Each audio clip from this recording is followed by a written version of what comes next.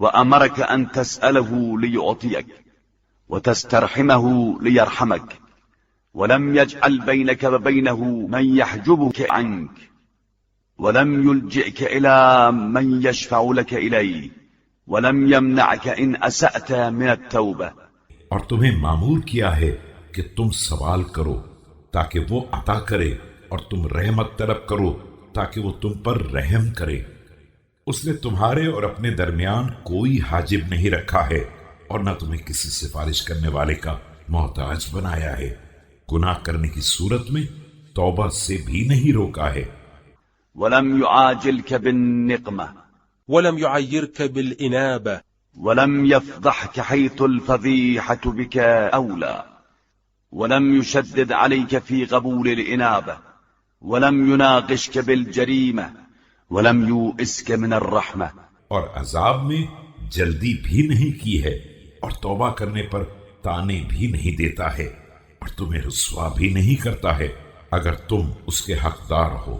اس نے توبہ قبول کرنے میں بھی کسی سختی سے کام نہیں لیا ہے، اور جرائم پر سخت محاسبہ کر کے رحمت سے مایوس بھی نہیں کیا ہے۔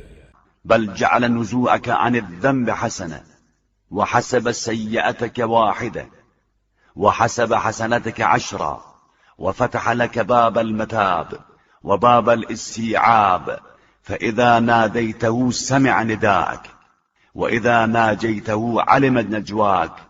بلکہ گناہوں سے علیحدگی کو بھی ایک حسنہ بنا دیا ہے، اور پھر برائی میں ایک کو 1 شمار کیا ہے، اور نیکیوں میں 1 کو 10 بنا دیا ہے۔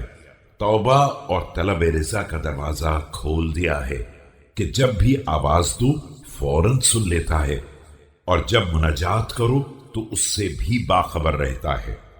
فأفضيت إليه بحاجتك، وأبثثته ذات نفسك، وشكوت إليه همومك، واستكشفته كروبك، واستعنته على أمورك۔ تم اپنی حاجتیں اس کے حوالے کر سکتے ہو، اسے اپنے حالات بتا سکتے ہو، اپنے رنج و غم کی شکایت کر سکتے ہو، اپنے حزن و الم کے زوال کا مطالبہ کر سکتے ہو، اپنے امور میں مدد مانگ سکتے ہو،